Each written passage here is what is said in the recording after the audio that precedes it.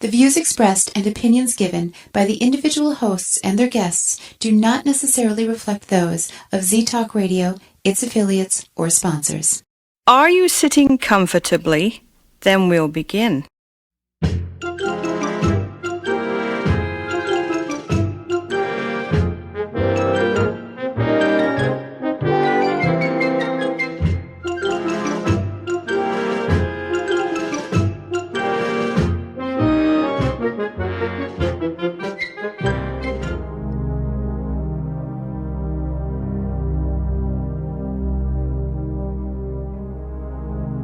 The Warren Exchange with your hosts Al Warren and Julie Hughes.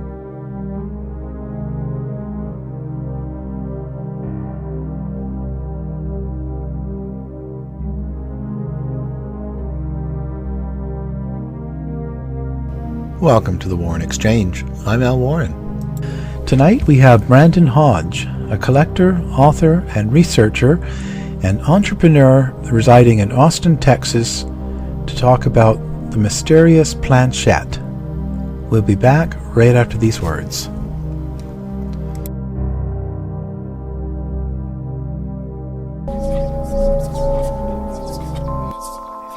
Make no mistake that there were believers that were coming up with these devices as a way to communicate with the other side, and they believed very thoroughly and strongly that they were able to do so. And it is very convincing, as even the most jaded teeny bopper girl that used a Ouija board at a slumber party can attest. It's a very powerful feeling when that planchette starts gliding across that board and spelling out things that you don't think that the spirits know. Welcome back to The Cat Show. Up next we have Nico. Nico is a member of the Shelter Pet Group. That's right. A group known especially for their sunspot sleeping, ball chasing, leg rubbing, couch purring, bed leaping, and of course companionship. Wonderful. And what breed would you say Nico is? I'd have to go with a tabbyish Persian kind of mix. Tremendous cat. I'd also like to point out her coat's wonderful mix of colors. Is it black, gray, gray-black, brown? Somewhere in between. Indeed. You know, it's always special when we get to see a cat like this. Just look how she struts. It's like she owns the place. And how she's so incredibly cute in her indifference to commands. A strong-willed feline. Ah, and see how she curls up and cuddles her person. The pitch on her purring is simply perfect. Nice one. I know. Fantastic cat. Fantastic indeed. But really the best way to know an amazing shelter pet like Nico is to meet one. Visit theshelterpetproject.org today. Adopt. Brought to you by Maddie's Fund, the Humane Society of the United States, and the Ad Council. This is the sound of salmonella gyrating on your undercooked chicken. And it looks like Mom might be taking it out a little early. Don't let salmonella get funky with your chicken. On average, 1 in 6 Americans will get a foodborne illness this year. So use a thermometer to cook each type of meat to the right temperature. Keep your family safe at foodsafety.gov. Brought to you by the USDA, HHS, and the Ad Council. Days go by and still I think of you. Days when I couldn't live my life without you. Days go by and still I think of you. Days when I couldn't live my life without you. Without you.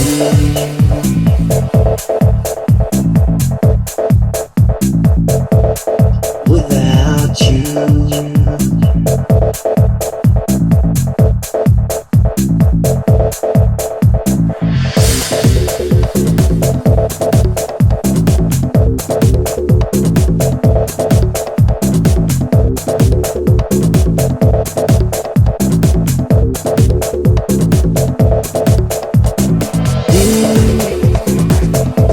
Still whisper on my lips, feeling that my face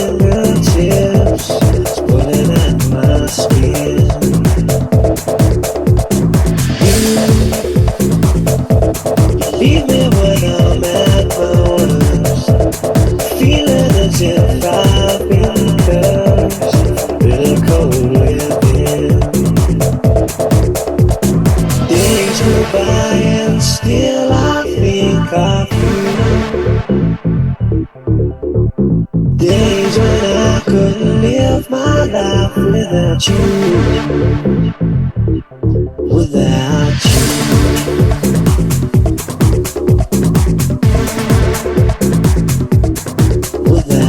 you. I asked you not to tell me that. In tonight's episode, we're welcoming Brandon Hodge. He's a collector, author, historian. It's at mysteriousplantchette.com. How are you doing today, Brandon? Fantastic, Alan. Thank you so much for having me. Oh, it's a pleasure. And been looking forward to this for a while. You know, there's been so much going on with Ouija and spirit boards. A lot of people get that mixed up, and I think we should probably start with that to begin with. Yeah. So, what is the planchette? Well, the planchette is my specialty. As you said, I curate, I like to say curate, my site, MysteriousPlanchette.com, is sort of my public avenue for the research and history that I've done on the planchette. Because unlike the Ouija, which everyone, is pretty firmly embedded in pop culture, I think we can say that when we've got a major movie coming out by that name. Unlike the Ouija and talking boards, the planchette has sort of been regulated to the dustbin of history.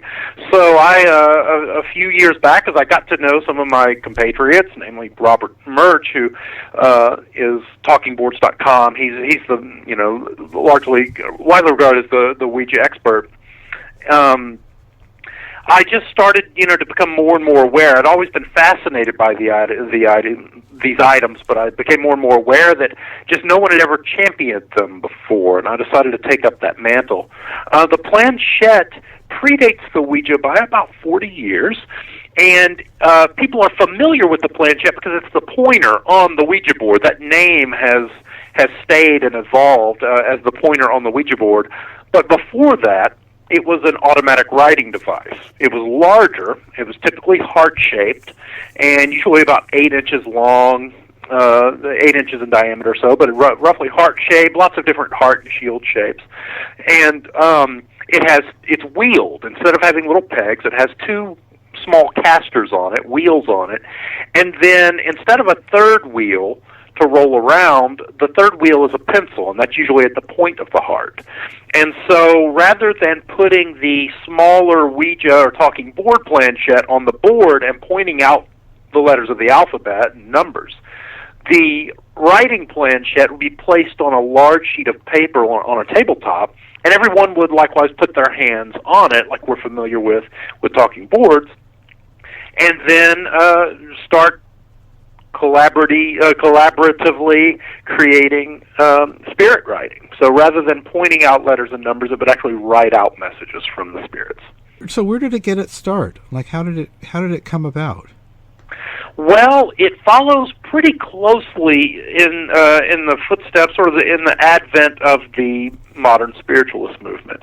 Most of your listeners are probably familiar that our modern conceptions of spiritualism begin in 1848 with the Fox sisters. Largely, there's a lot of contributing factors, but the Fox sisters are kind of the ones that are going to go sort of get ingrained in pop culture and go public with this and turn it into really a worldwide phenomenon.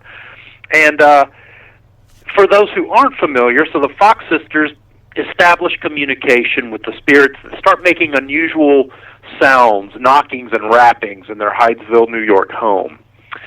And so your most basic form of communication is just going to be an affirmative or negative sound. And so that's what happens. They start getting these knocks and they realize that they are displaying some intelligence. They can communicate with them.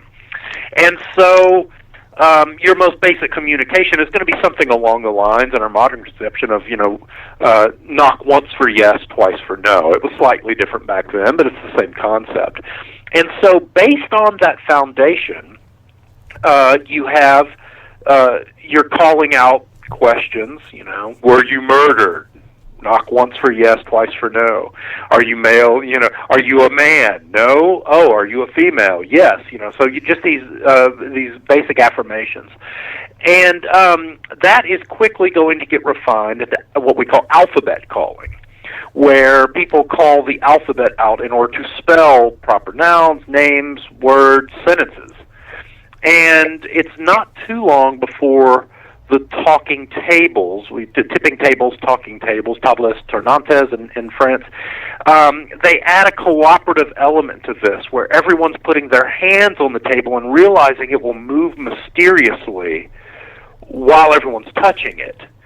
And when those mysterious movements begin to establish the same sorts of spiritual knocks of communications, they then can call out the alphabet in the table. So all spirit communication devices come out of that very basic cooperative movement of the tables, and trying to refine those movements. Alphabet calling was very tedious. You get about 240 characters an hour, which is less than 2 tweets, mind you. So it's a very tedious process, and all of our earliest devices that will eventually lead to the talking board and the planchette come out of that table tipping movement. And in the case of the planchette, are contemporaneous with it. People are doing alphabet calling. They've got the alphabet. They've got the cooperative movement of the tables. And it was only a matter of time before someone put their hands decided they could cooperatively write out messages, and that occurs June 10th, 1853 in France. Right. And do you think they had a purpose behind it, like were they, as in like evil intent or good intent, or was it? Because I mean, it's quite known that the original talking boards, like the Ouija, that was a kind of a board game, right? Well, it was. It was kept sort of nebulous. I mean, in all of these things have their roots largely, now offshoots not so much. You see a lot of people trying to capitalize in the toy and the board game industry on the success of Ouija and others. But they all get their start with the spiritualist. In Berlin in 1853, within about a month of the planchette's creation in France, you have Adolphus Wagner, who creates another cooperative moving alphabet spelling device he called the psychograph. He has a rival, Hornung, Daniel Hornung, that creates the Emmanuelector, and these are two alphabet spelling devices that are way more complicated than the Ouija, but it's the same concept. You put your hands on these things, and either the table tips and points out the letters, or this device moves and points out letters. They're spiritualists that are experimenting, and how devoted they are spiritualists. A lot of times it's sort of scientists that are interested in the spiritualistic phenomenon, so it might be unfair to call them necessarily devout spiritualists.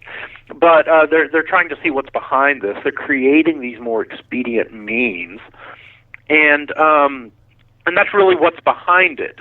Initially, even the talking board has its origins well before the Ouija comes along, has its origins with spiritualists that are using it to establish communications. How did it get so popular? Well, it's funny to watch the ebb and the flow of popularity of all of these devices over the years. Wagner himself and Hornung, his rival in Berlin, are actually riding the wave of the table tipping phenomenon. So this wave sweeps from America, and we haven't ever identified its earliest origin. We know the Fox sisters claimed the spirits were moving furniture. Oh my God, look, the chair just moved. And at some point, we just kind of dig deep back, and, in the early 1850s, we start to see that people are all putting their hands on the table for this table tipping.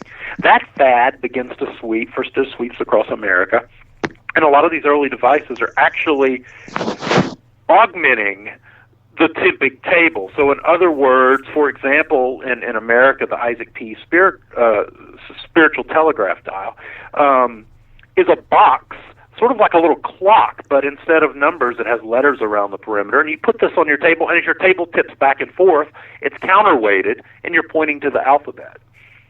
So that's, and they have various degrees of success. And the planchette is around from 1853. It sort of has this underground, spiritualist-only sort of cottage sort of cottage manufacturing market that caters directly for the spiritualist for about 15 years.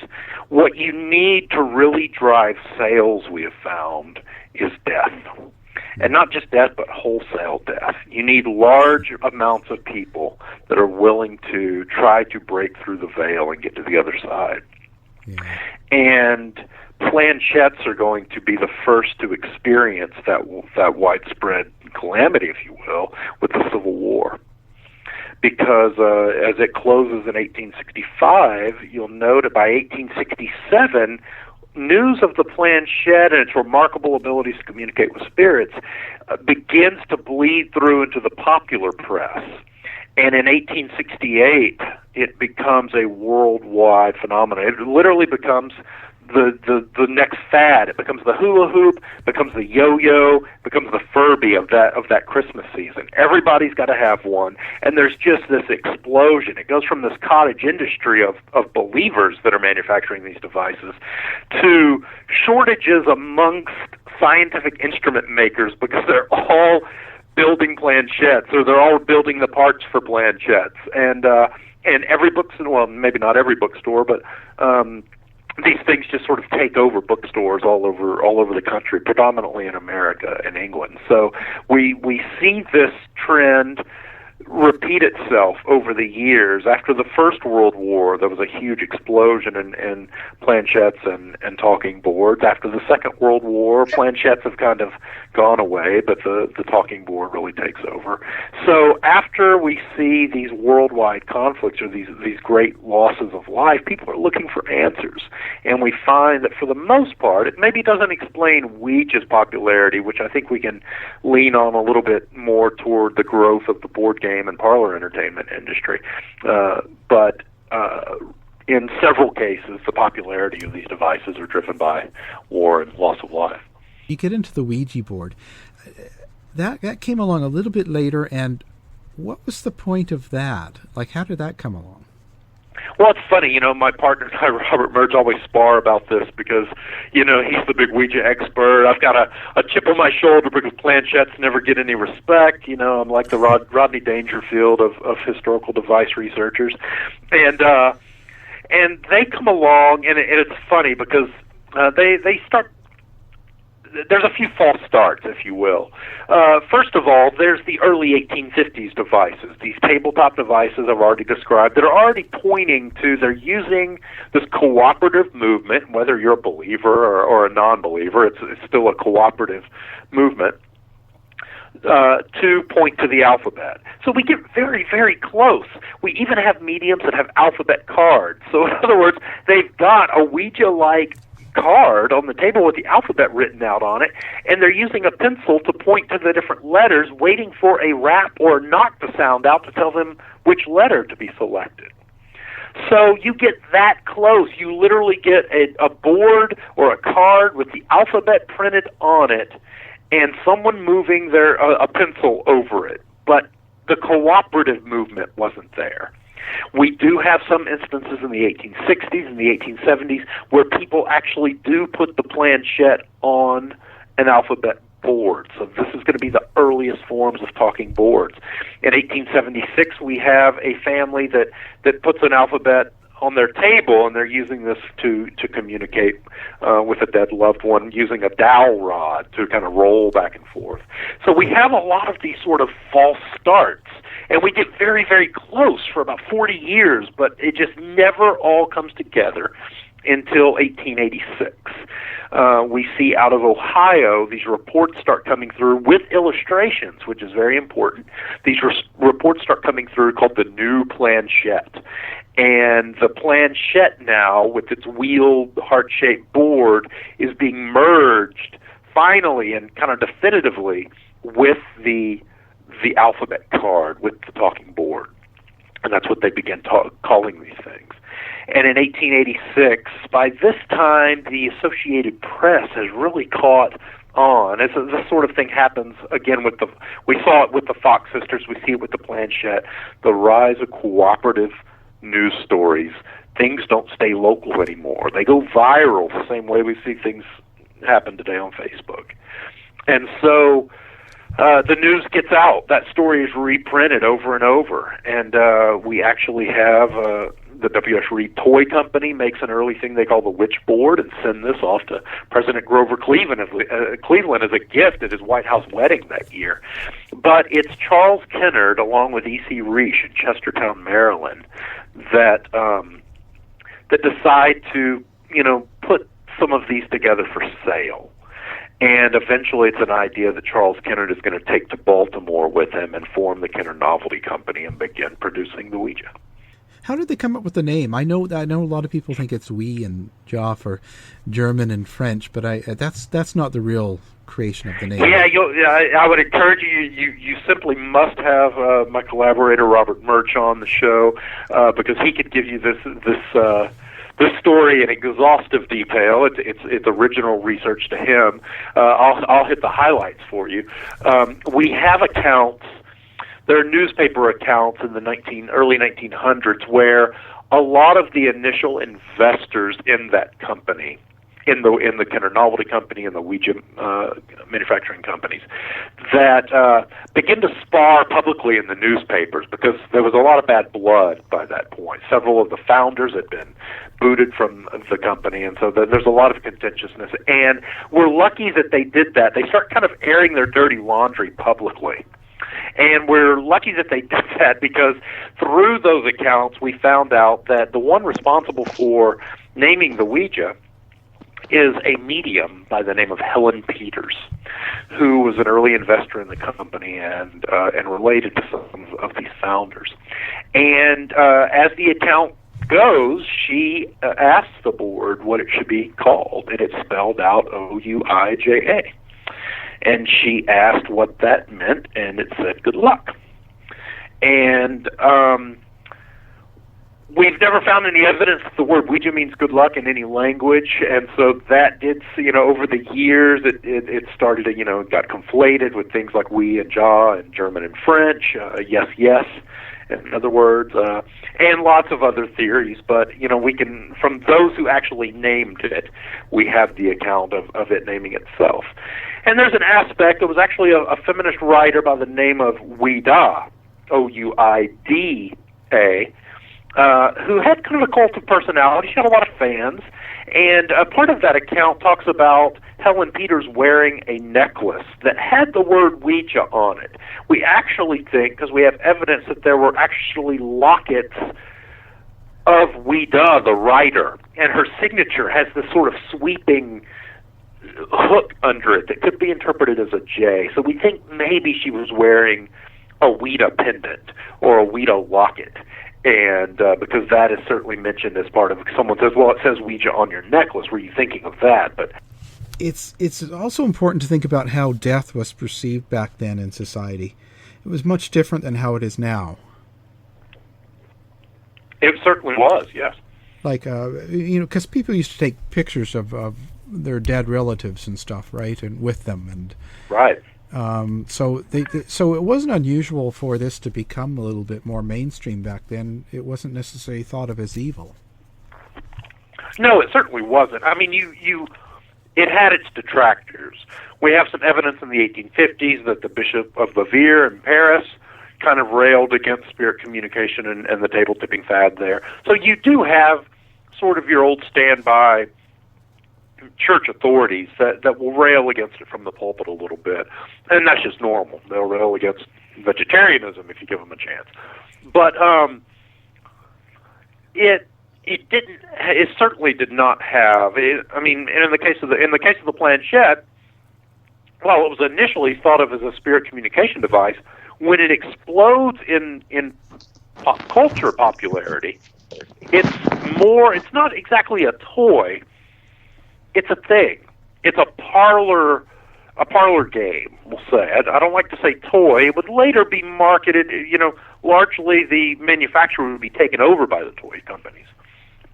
But it's marketed more of a parlor game, and the Ouija follows in those footsteps, most certainly, as family entertainment, as a rollicking good time. And, in the age before radio and television, that's a pretty attractive thing. I think the whole thing is that, fascinating, the history and how the use of talking devices has changed over the many years. Where do you think we are today with it, Brandon? Well, it's funny. I mean, I want to give an anecdote that Bob and I like to share when we lecture together, and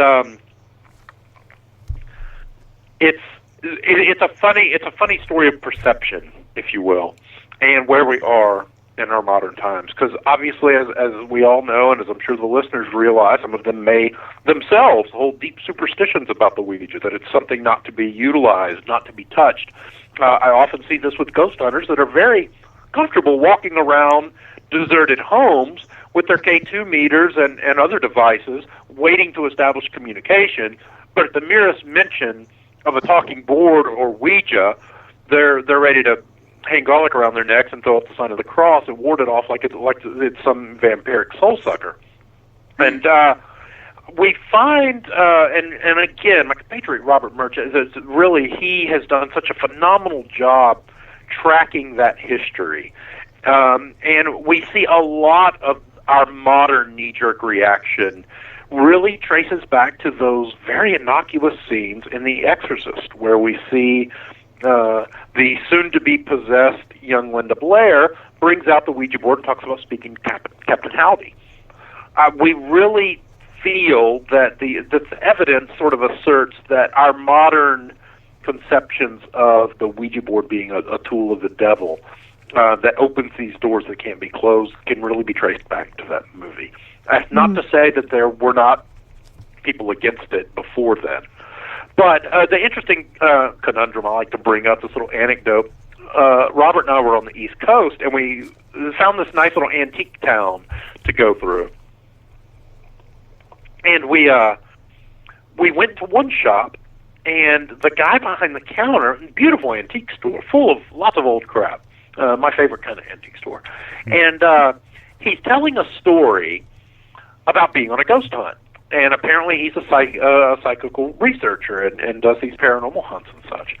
And we kind of listen in, and he's got a captive audience, and we stroll through, and then Murch walks up to him and says, "So, do you have any Ouija boards?" And the guy's face just blanches white, and he just starts railing against them. "I would never, ever let a Ouija board in here. I do ghost hunts. I'm a professional. And if I ever saw one of those, I tell people to burn them, and they have to sprinkle salt on them, and they got to do this. They got to get rid of them. You don't know what you're messing with."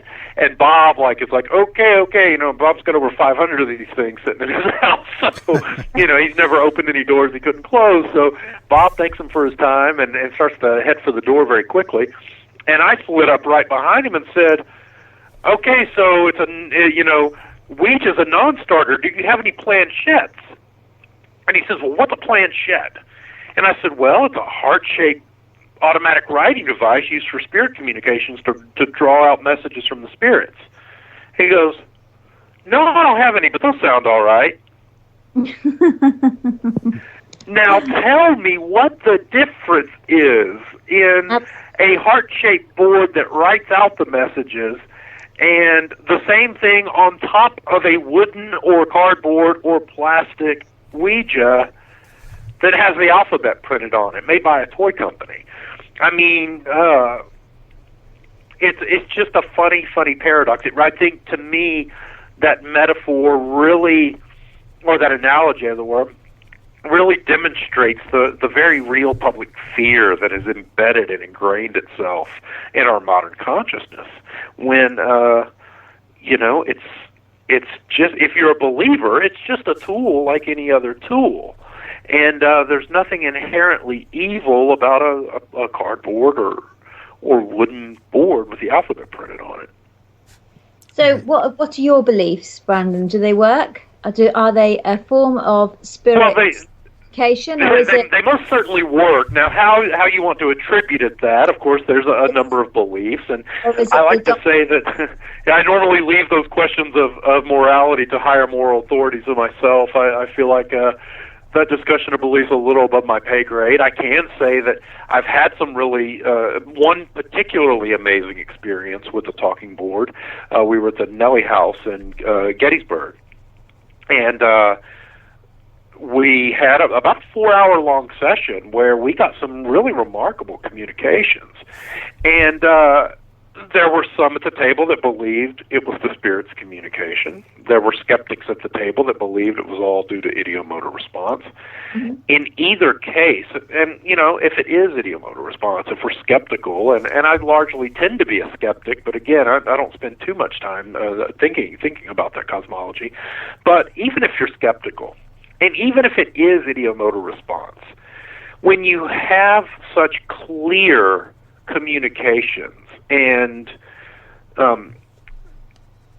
clear, and I can't say accurate because we never followed up on the information, but clear and cohesive information over the course of 4 hours that tells this amazing story that the communications we were getting were saying we were talking to a nurse that died in 1868. She had nursed Civil War soldiers in that house. She gave names of some of these soldiers and how they died, and her husband and how he died, and other spirits that were in the room, and some of their names, some didn't want to be named. It was really, really remarkable. And there wasn't one person with their finger crammed down on the planchette, shoving it from letter to letter to tell the story. It was a cooperative, and if you're a skeptic, a subconscious communication. And that, to me, might even be more amazing that the human mind is capable of that than the concept of spirits being able to come through from the other side. And so, do you believe it's dangerous then to use these boards and planchettes and things like that? I don't believe. I counter anyone who believes they're dangerous to, particularly those that, again, paranormal researchers that walk around with K2 meters and other types of communication boxes. It's no more dangerous than anything else. If you are a believer, I believe it's what you bring to it. After we finished that 4-hour session, we had a couple of gals get on the board who had the heebie-jeebies about Ouija. And I think this is a testament as well, because they, the whole time we were using it, they were, oh, God, oh, creepy. And we weren't getting creepy communications. We were getting, I was a nurse, and I tended soldiers in the Civil War. Well, when we were done, they decided, with great reluctance, to try the board. And it spelled out, look behind you, and, I'm going to get you sort of stuff, and, really creepy, vaguely threatening and mocking things. And you had people for 4 hours beforehand who came to it with an open mind and just received some normal, if you want to call it normal, communications. But then those who were squeamish about it and thought that it was something that was evil, well, that's exactly what they got. Because their communications were threatening and macabre and it freaked them out. And that's fair, but it's pretty interesting. If we're believers, did the nice spirit of the nurse and all the spirits that she said were attending on us in that room suddenly flee so a demon could come in and attend to these two teenage girls who took it over? So you think they were getting what they wanted, or that they created, or something, or just bringing popular conceptions of evil to it? Right. Where do you think that came from? Like, why did it become so evil? Like, because nowadays, like you said, there's ghost hunts. It's very commercial. It's popular. There's mediums on TV. There's everything that's kind of on a positive outlook. But when it comes to Ouija, like look at the new movie that came out, or just recently, and how negative it's portrayed. Do you know? Like, right. Why does it hold on to such a negative image? Well, like I said, Linda Blair spitting split pea soup had a big effect when her head turned 360 degrees. It had a big effect on the public consciousness. You had people, leaving theaters in droves. They were so disgusted and shaken by that movie. And as that begins to get equated with the early scene in the movie where the Ouija board is sort of tacitly held responsible, I think it left a big impression. And then it just sort of spreads. Bob does a good job of tracking all these different Ouija-stitions and stuff that people have. And it's a curious thing. It really is. It's hard to believe that a movie had solely had that, and there are a lot of factors that contribute to it. But it's just something that crept in, and it grew. It just grew the deeper it crept in. Have you seen that movie? I have not yet. It's funny. I've seen all the special features that my friend is on, but I have not yet had a chance to watch the movie itself. Yeah. I was a little disappointed, but I get that a lot. A lot of the response to it hasn't necessarily enabled me to run out and rent it immediately. So. No, and it didn't even have the scare feature. You know, it didn't even freak you out. It wasn't terrifying either. They kind of missed on all the points, I think, but that's just me. Our guest tonight, Brandon Hodge. The subject, the planchette. We'll be back right after these words. You don't usually get a stock tip from a 16-year-old, but I'm here to tell you about a different kind of stock. It's called Better Futures, a stock for social change that's not about making money. Instead, you invest to help students like me go to college, which ends up making the future better for all of us. My name is Alicia, and I'm your dividend. Invest in better futures with UNCF. Visit uncf.org/invest. A mind is a terrible thing to waste, but a wonderful thing to invest in. Brought to you by UNCF and the Ad Council. I make learning a privilege, not a chore, and frustration a tool, not an obstacle. I'm a teacher. I make more. Make more. Teach. Visit teach.org. Brought to you by Teach and the Ad Council.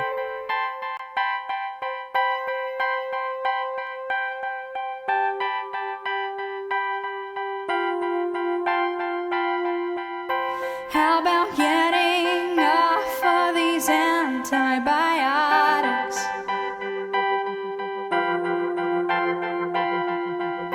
How about stopping eating when I am full of?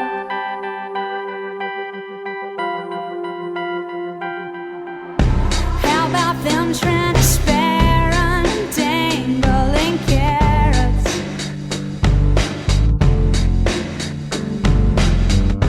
How about that ever-elusive kudo? Thank you, India. Thank you, terror. Thank you, disillusionment. Thank you, frailty. Thank you, consequence. Thank you, silence. How about me not blaming you for everything?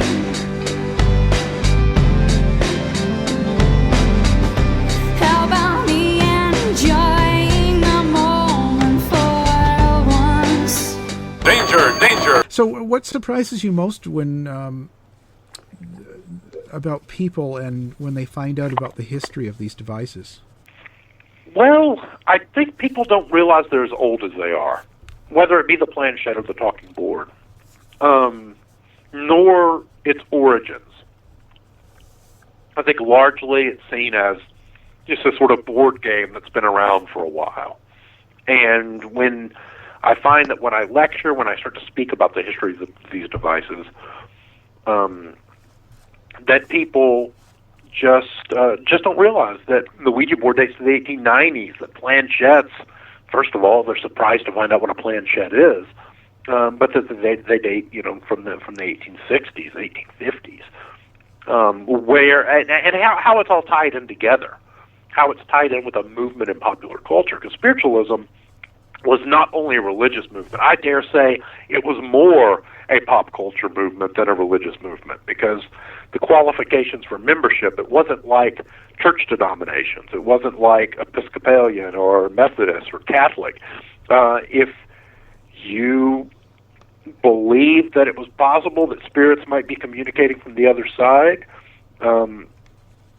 that's the sole definition of what qualifies for spiritualism in the modern conception. So, and in that case, I find that when I speak to a lot of the different paranormal outlets and the conventions and conferences and such, that very few of them, though they are believers and though they spend all their free time or a lot of their free time performing ghost hunts and things of this nature don't realize that they're spiritualists. And they're often surprised, for me to put that label on them when, it has a very low threshold of belief for qualification to, again, spiritualism they did try to centralize denominations, but for the most part it was, everyone was brought together by the very simply stated belief that the dead could communicate. Right. And so what are some of the craziest stories that you've uncovered? Oh gosh. I mean, we've got buried treasure is a popular one. Lots of buried treasure, and I tend to not focus too much on the sensationalism of these stories. They do tend to sort of flare up briefly. I tend to go for the more general trends, but we have talking board murders. Some of my favorites are, in the turn of the century in London, one of the things that keeps the planchette popular there, because the talking board never gets a great foothold in England. It gets a little one. But the planchette sort of reigned supreme there until, sort of into the 1920s. And part of that is because in right around the turn of the century, there was a very sensational case, the Cavendish case, where the planchette is passing messages to this widow to basically leave her estate to some of the mediums and such that are helping her communicate with her departed husband. And so that was a very sensational trial, and you see a lot of that with fraudulent mediums over the years throughout history in general. The whole, your deceased husband wants you to leave your fortune to me, and that is what it is. I think in many cases it did irreparable harm. It gave maybe a little too much ammunition to expose magicians like Houdini and Dunninger to really tear down spiritualism in the public eye. And I think that's unfortunate. I don't think that belief is any more harmful, except in those rare cases when it's used to outright defraud somebody. But then again, there are examples of Christian ministers doing that in the news every other week. I don't see why holding those beliefs and participating in those religious practices had such a big target on them. And I never thought it was fair for some of the exposer magicians to go after mediums. At the very least, even if you weren't a beginner, if you weren't a believer, going to a seance, it had to be a great night of entertainment, right? Right. You pay your $1, you go in, it's like seeing a movie. And and it brings comfort and hope to the believers. And how is that any different from a preacher on the pulpit who passes around the offering tray at the end of his sermon? So I think spiritualism in the 20s and 30s and into the 40s in particular it was just unfairly cast. It was one thing to be defensive of your religion, but another to go so, jaws to throat toward a segment of the population who believed. I think it's kind of a beautiful belief that the soul persists in the afterlife and can communicate with the living. It's not the worst thing in the world. You still have, folks like the James Randi Foundation and stuff that actively seek out psychics and stuff. And I don't know. I'm not sure how I feel about it. Yeah. So now you have quite a collection, I guess. So some of the more interesting historical significant things that you have? Well, I do have far and away the most sizable collection of automatic writing planchettes, which can be seen on my site. And I'm always adding to that. I'm looking at one right now. Just sort of a day in the life of a collector. I've got old newsprint on spiritualism coming in from the 1850s out of France has just arrived at my doorstep, and I can't wait to crack that package open. I've got a planchette, which was not on the record, my research, that came out of Philadelphia that just I opened it up just before we began talking, and It's a beautiful specimen and has some markers that I think I'll be able to trace this device's evolution and see how it's tied to others that were manufactured about the same time, help me date it and everything. So it's sort of a rotating, sort of a rotating door of my favorites at the moment. Just last week, some items of note. I received a spirit writing slate out of San Francisco. It's significant because it's engraved with, and for those who aren't familiar, slate writing was another form to acquire spirit writing. It was very popular in the 1870s and 1880s. Henry Slade was the most famous medium of the slate writers, and had sort of a spectacular fall from grace in London where some of the magicians came out to expose him. And he was able to flee and sort of continue his business, but close behind him was Fred Evans. Fred Evans was a very popular slate writer and produced a beautiful book by J.J. Owen, Psychography, in 1893. And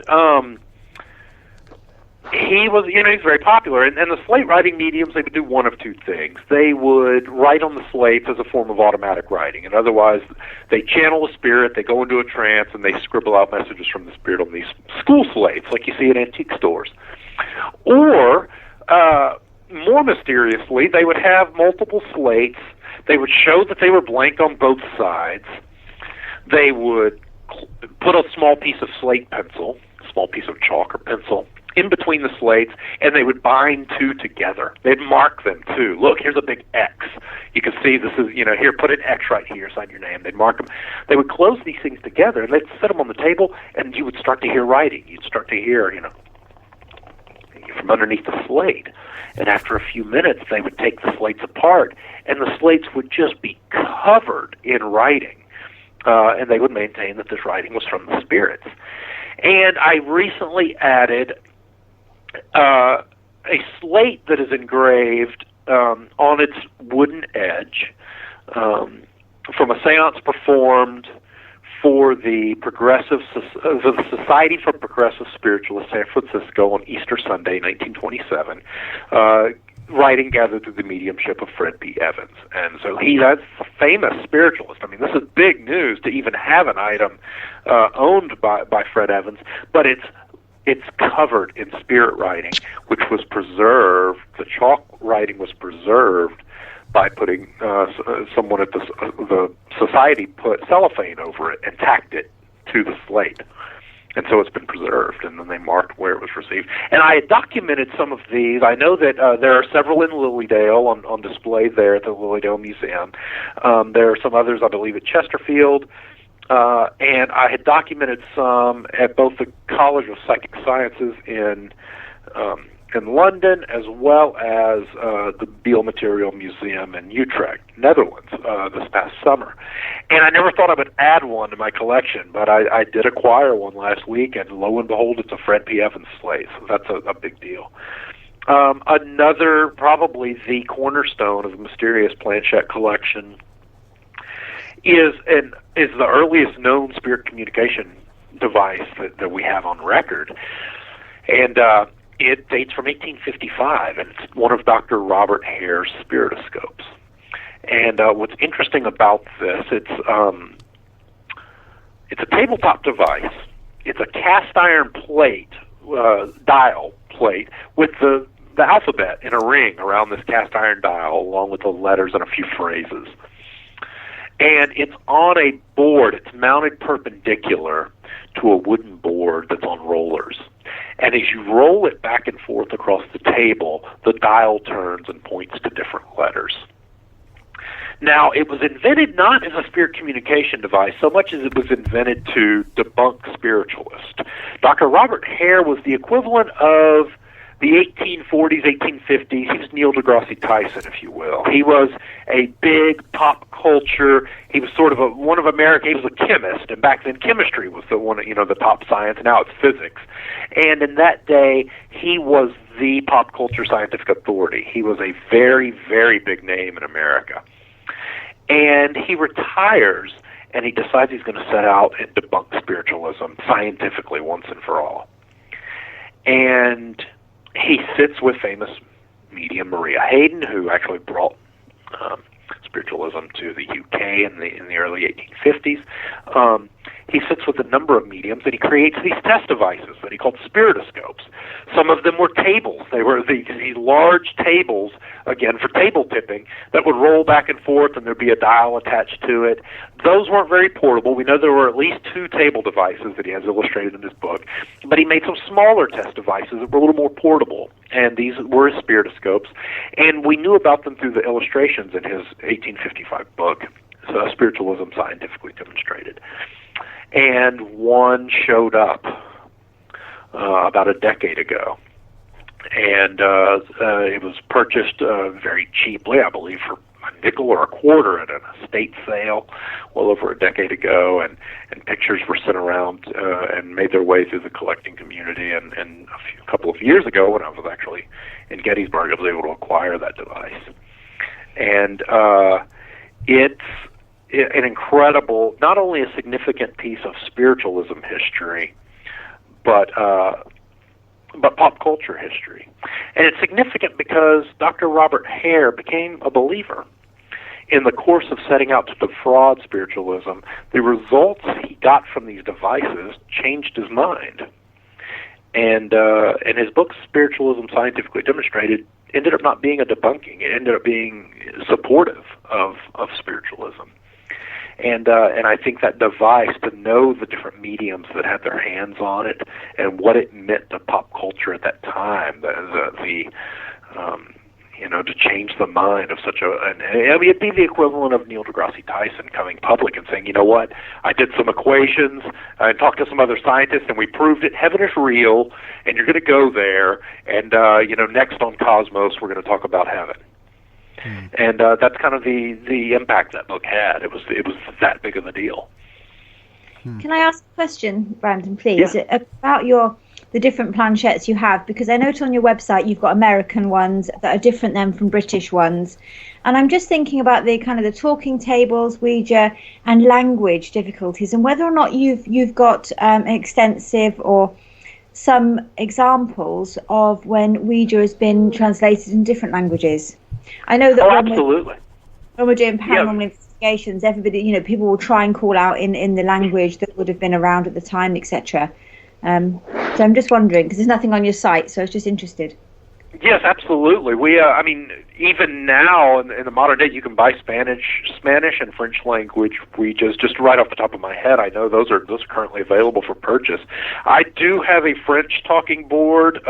It's a handmade device. I don't know what period it dates to, but luckily, for the most part, with the exceptions of maybe Cyrillic and some of the Middle Eastern languages, we have a common alphabet for the most part.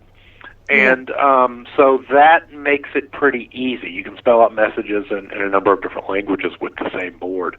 With the planchette, that certainly wouldn't have an impact because you're writing out. There are lots of examples of writing in other languages that have been published.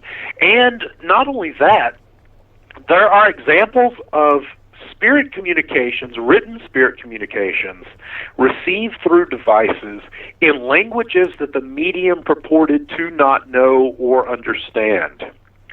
But they would record these messages letter by letter and figure out, oh my gosh, this is Finnish, or oh God, and so.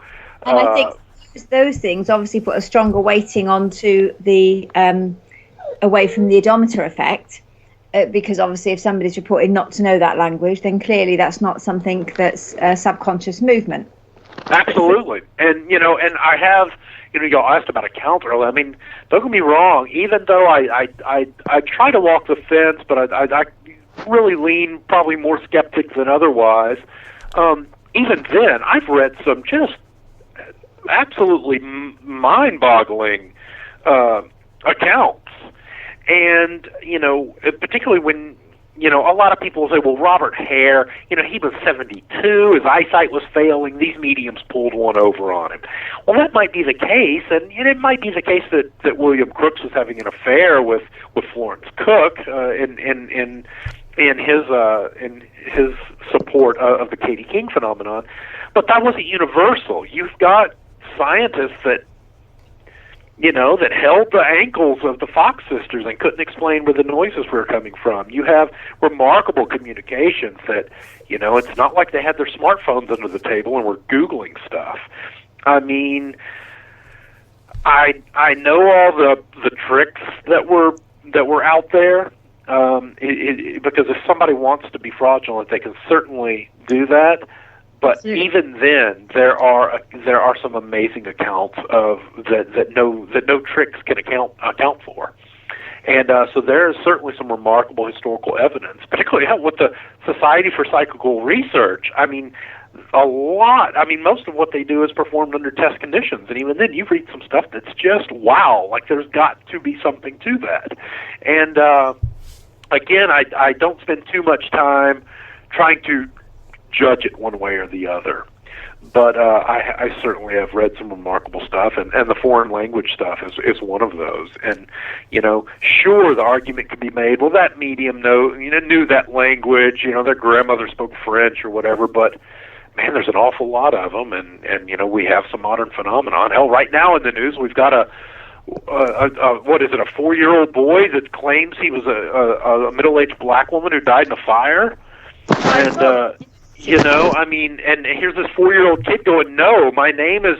and, I haven't read that article more closely, but, I skimmed through it, and I was like, wow, like, that really stands some investigation, there's a lot of unexplained phenomenon out there, and it's not all about spook shows in the dark. I mean, there's really some fascinating phenomenon as part of this human experience, and I'm glad to spend my time studying it. And so I have to ask, so who has made these boards? Like and the planchettes and things, like who actually made them, created them, not designed them, but actually when you go out and get one, and a lot of the planchettes you have, who's actually made them? Well, really 3 different phases of manufacture. 1854 is the earliest account we have that there was a cabinet maker in Paris that was making planchettes for the trade there. And the planchette, when it was invented, was actually, the spirit said, hey, go to the other room and get a basket and turn it upside down and stick a pencil through it, and then everybody put your hands on it. I mean, the spirits were actually like, technically the spirits invented it. This was the message that was received, not through the planchette, but through table wrapping. And we're like, all right, let's speed this up. Go in there and get a basket. We're going to, put a pencil in it. And that gets refined to the board. We don't know who exactly did that. We just know it happened. And in the earliest days, until what I call the first great craze, in the earliest days, it's scientific instrument makers and spiritualists. We have Thomas Welton, who is a believer. He published several books on spiritualism.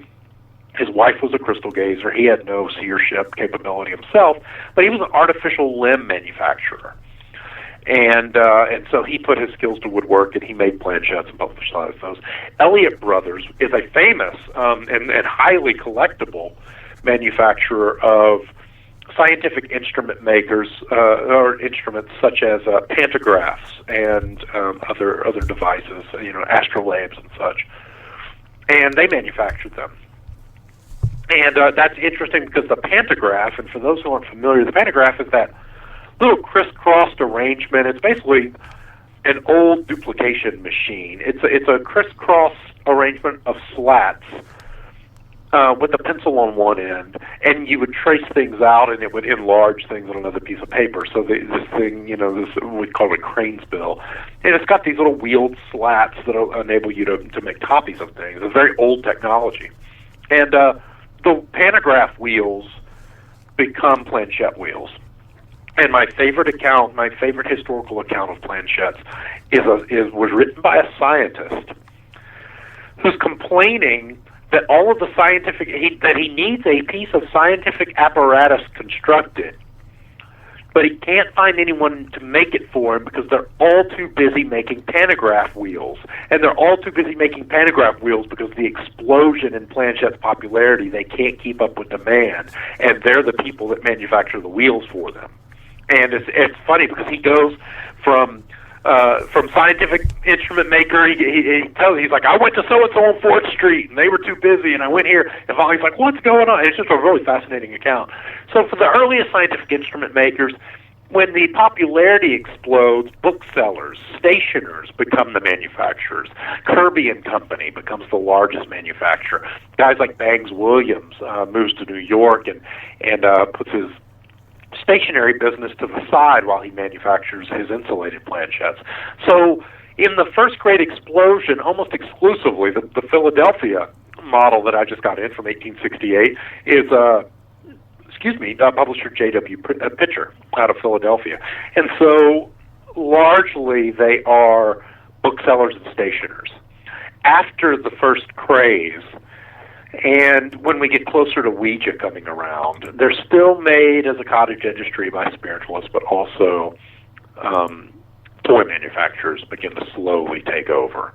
And you'll see the planchette, the more popular the Ouija gets, the less popular the planchette gets, and before too long, it's almost exclusively made by toy manufacturers in Great Britain. Right. I think Chad Valley and Chad Valley, Glevum Games, some of these different companies, and their quality tends to decline. They're kind of making these to put on damages shelves and such. I guess it's not something you come across either, like pretty easily. Like you just don't go out and find it in old thrift shops and stuff like that. It's not something you find, is it? How I wish. No, I mean, Alan, to be honest with you, it's a full-time job. I spend easily as much working on collecting and research as I do. And I own 2 retail shops here in Austin. I've got a toy store and a candy store, and I probably spend more hours a week maintaining my network as I do running my shops. And you've got to keep an eye on all the various online auction houses. I have dealers on 4 continents, and it's just constant communication. Keep making sure that people haven't dropped off the hook, that chasing down leads. It's a full-time job, and I'm in Texas, so. I think the center of Planchette's popularity was in Galveston here, and all those got wiped off the island in the 1900 storm. So I'm not going to have a lot of luck just randomly finding a device in a thrift store, and a lot of those end up online and in various auction houses and stuff in any case. So. Yeah, it's probably something people didn't. It seems like it'd be a lot of fear of these things, so they wouldn't necessarily keep them around either. And and we hope not destroy them. What's your biggest achievement to date, do you think? Boy, that's a tough one, Alan. I'll say the thing I'm most proud of right now. I mean, I'm most proud of bringing light back to these planchettes, to even be able to have these conversations in public about a device that I've cared for a very long time, and has sort of been in the shadows. It's nice to know that that I'm able to educate people about them and kind of bring them, as I said earlier, out of the dustbin of history. But I think right now the thing I'm most looking forward to, the thing I'm most proud of, is filmmaker Ronnie Thomas has produced a short film on myself and my collection. Ronnie Thomas is sort of the mad genius behind the Midnight Archive, which is, I believe, midnightarchive.org. And he's produced, we filmed it a few months ago, and I've seen the early cuts of it. He produced this just absolutely stunning 10-minute short film on my collection and sort of the things that motivate and drive me to collect it. And he's done some amazing work, so you don't have to wait for me. He's done a lot of things with a lot of collectors, particularly in collaboration with the Morbid Anatomy Museum in New York, who I've done some work with. And to see that film, to finally see my collection and myself portrayed the way I always hoped I would be portrayed, I think I'm really proud of that as a testament to the work I've done. And I'm still young, so I've got a lot of work to do ahead of me. But I'm really proud of that. I'm really proud of the work I put in to iapsop.com. I know that's a little bit of a mouthful, but it's the International Association for the Preservation of Spiritualist and Occult Periodicals. And our mission is simply the digital preservation of spiritualist and occult periodicals. And iapsop.com has millions of pages of preserved books and periodicals on, old newspapers on spiritualism and the occult. And it's an effort that we can't seem to get libraries and archives and other institutions to turn their efforts toward. So we're this kind of underground guerrilla organization that are just trying to preserve things at all cost. And I'm really proud of that work. I'm really proud to be involved in it and be a board member on that, to contribute what little I can to those massive, massive digital archives so that researchers all over the world can have access to that. So how do people get a hold of you, and if they want to contact you about planchettes or speaking boards? And I certainly encourage them, if they've got anything they have questions about, please snap some pictures and email me. My most public avenue is my site, MysteriousPlanchette.com. And Mysterious Planchette tends to be the moniker for most of my public endeavors. I have a public page on Facebook, which is Brandon Hodge, MysteriousPlanchette.com.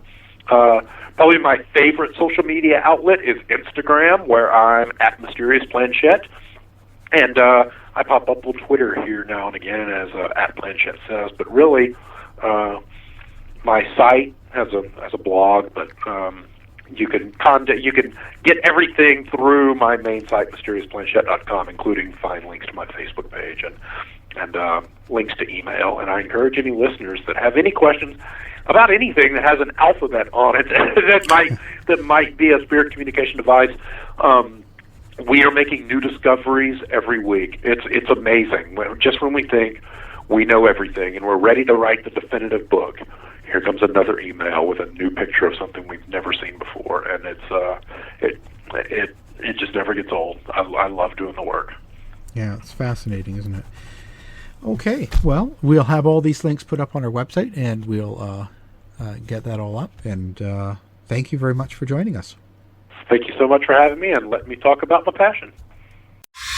You can listen to us anytime, anywhere now. Download our free app now for the iPhone and iPad. Look for the Warren Exchange or House of Mystery app at the Apple App Store today.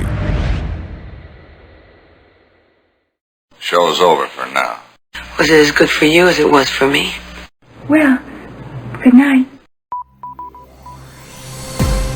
This has been a production of the Z-Talk Radio Network.